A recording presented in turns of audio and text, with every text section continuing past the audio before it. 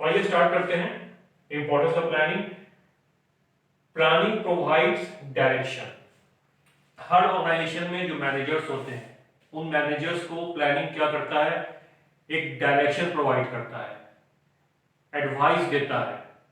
कैसा direction provide करता है, what is to be done and how it is to be done. जो भी मैनेजर्स होते हैं टॉप लेवल के, मिडिल लेवल के और सुपरवाइजरी लेवल के, उनको प्लानिंग इस तरीके से हेल्प करता है कि उनको और उनके डिपार्टमेंट में जो लोग काम कर रहे हैं, उनके सबऑर्डिनेट जो काम कर रहे हैं, उनको क्या करना है, कौन कौन से वर्क उनको करने हैं, कौन कौन से वर्क उनको परफॉर्म करना है और कैसे करना है, what is to be done and how it is to be done, वो डायरेक्शन प्रोवाइड करता है। तो प्लानिंग ये सिखाता है कि आपको क्या करना है और कैसे करना है। ये सब जो मैनेजर्स होते हैं इस चीज को प्लान करते हैं कि किसको क्या करना है और परफॉर्म कैसे करना है अपने वर्क को। नेक्स्ट है planning reduces the risk of uncertainty. Planning क्या है, रिस्क के अनसर्टेनिटी को रिड्यूस कर देता है।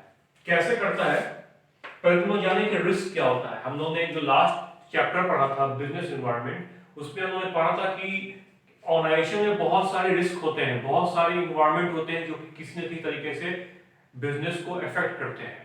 Economical environment, political environment, technological environment, legal environment and social environment. तो वो क्या है, रिस्क फैक्टर है किसी ऑर्गेनाइजेशन के लिए। लेकिन प्लानिंग जो है उसको रिड्यूस कर देता है। कैसे रिड्यूस करता है कि मान लीजिए कोई मैनेजर है किसी फर्म का, तो वो प्लानिंग कर रहा है। प्लानिंग कर रहा है क्या मतलब कि किसी चीज को वो फॉरवर्ड लुकिंग, वो भविष्य में क्या करना है, हमको फ्यूचर में अपने ऑर्गेनाइजेशन में क्या करना है, उसको ध्यान में रख के वो प्लानिंग करता है। तो प्लानिंग उसका स्ट्रांग होता है। वो इस तरीके से प्लानिंग करता है कि जो भी ये इन्वायरमेंट है, जो भी ये रिस्क है, ये रिस्क को दिमाग में रखते हुए प्लानिंग किया जाता है। तो ऐसा नहीं है कि वो रिस्क बिल्कुल खत्म हो जाता है, लेकिन प्लानिंग अगर उसके हिसाब से किया जाए तो जो रिस्क होता है वो रिस्क कम हो जाता है।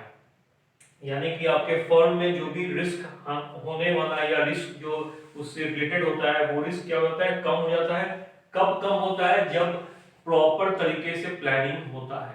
और ये प्रॉपर तरीके से प्लानिंग कौन करता है, मैनेजर्स करते हैं। मैनेजर्स कैसे कर पाते हैं, क्योंकि मैनेजर्स एक्सपीरियंस्ड होते हैं और अपने वो लास्ट एक्सपीरियंस से बहुत कुछ सीखे होते हैं।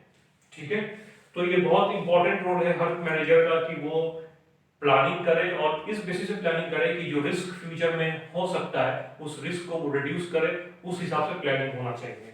नेक्स्ट है planning reduces overlapping and wasteful expenditure.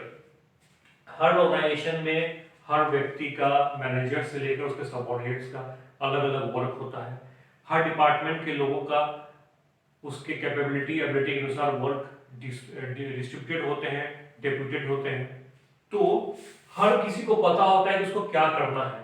तो ये क्या है, एक प्रॉपर प्लानिंग है कि किसको क्या काम करना है, वो प्लान किया गया है। और जब वो प्लान रहेगा तो वर्क का क्या होगा, ओवरलैपिंग नहीं होगा। जिसको जो काम मिला है वो वही काम करेगा। उसका फायदा क्या होगा कि जो वेस्टफुल एक्सपेंडिचर है, किसी भी प्रकार का एक्टिविटीज या वर्क या रॉ मटेरियल्स या टाइम, ये वेस्ट नहीं होगा। तो वही चीज हमें कहा गया है, अगर प्रॉपर प्लानिंग है तो प्रॉपर प्लानिंग से क्या होता है कि it reduces overlapping, work overlap नहीं होगा, यानी कि एक ही काम को दो चार लोग नहीं कर रहे हैं, जिनको जो वर्क दिया गया वही कर रहे हैं। और वेस्टफुल एक्सपेंडिचर नहीं होता है, टाइम और रॉ मटेरियल्स एक्सपेंड नहीं होते हैं, वेस्टफुल एक्सपेंड नहीं होते हैं। इसके बाद नेक्स्ट है प्लानिंग प्रमोट्स इनोवेटिव आइडियाज। हम लोगों ने सबसे पहले पढ़ा था सबसे फर्स्ट चैप्टर में कि प्लानिंग 5 फंक्शन पे डिपेंडेंट है। वो कौन से थे, सॉरी मैनेजमेंट जो है वो 5 फंक्शंस पे डिपेंडेंट थे। पहला क्या था, planning, organising, staffing, directing and controlling. अब क्योंकि प्लानिंग सबसे पहला फंक्शन है तो इसका फायदा क्या होता है, सबसे पहला काम लोग क्या करते हैं, मैनेजर्स सबसे पहला काम करते हैं कि वो प्लानिंग करते हैं। तो प्लानिंग करने से क्या होता है, वो नए नए आइडियाज को डेवलप करते हैं, फ्यूचर को देख के कि हम कैसा एक प्लान बनाएं जो प्लान मेरे ऑर्गेनाइजेशन के लिए बेनिफिट हो। तो वो जितना ज़्यादा सोचते हैं, जितना ज़्यादा अधिक उसमें अपने ऑर्गेनाइजेशन के प्लान में डूब जाते हैं, तो उनको बहुत सारे न्यू आइडियाज आते हैं। तो प्लानिंग क्या करता है? Planning promotes innovative ideas, new new ideas develop करने का, एक क्रिएटिविटी डेवलप करने का मैनेजर्स को हेल्प करता है। इसके बाद नेक्स्ट इंपॉर्टेंस इसका number 5, planning facilitates decision making.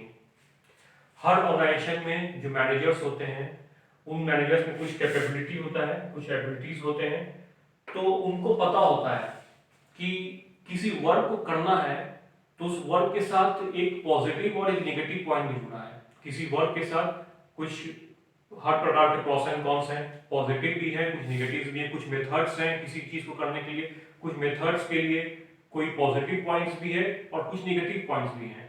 तो अलग अलग काम को किसी एक काम को करने के लिए अलग अलग मेथड है। कौन सा बेस्ट मेथड है किसी चीज को करने के लिए? मेरे पास चॉइसेस बहुत ज्यादा हैं। हम अपने चॉइसेस को किस तरीके से चूज कर सकते हैं?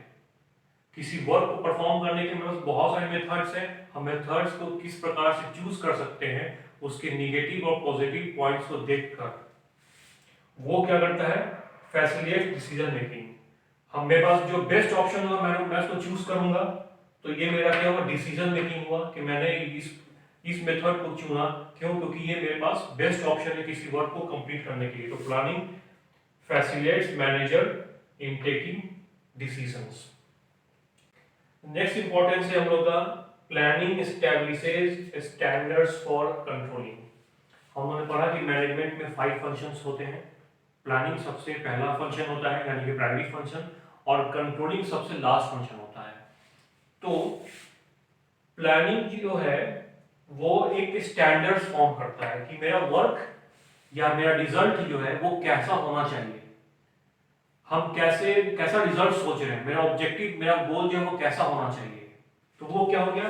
प्लानिंग एक स्टैंडर्ड फॉर्म करता है कि मेरे को रिजल्ट, मेरे फर्म को इस प्रकार का रिजल्ट चाहिए। और कंट्रोलिंग क्या है? Actual performance.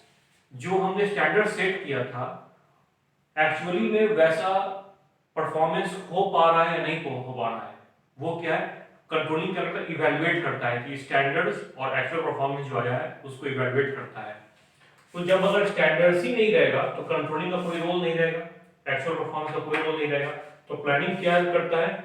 प्लानिंग कंट्रोलिंग को भी हेल्प करता है कि जो स्टैंडर्ड सेट किया गया है उस स्टैंडर्ड्स को आप इवैल्यूएट कीजिए कि एक्चुअल में वैसा परफॉर्मेंस हो रहा है या नहीं हो रहा है जैसा कि स्टैंडर्ड सेट किया गया था। तो ये था आज का हमारा टॉपिक, इंपॉर्टेंस ऑफ प्लानिंग।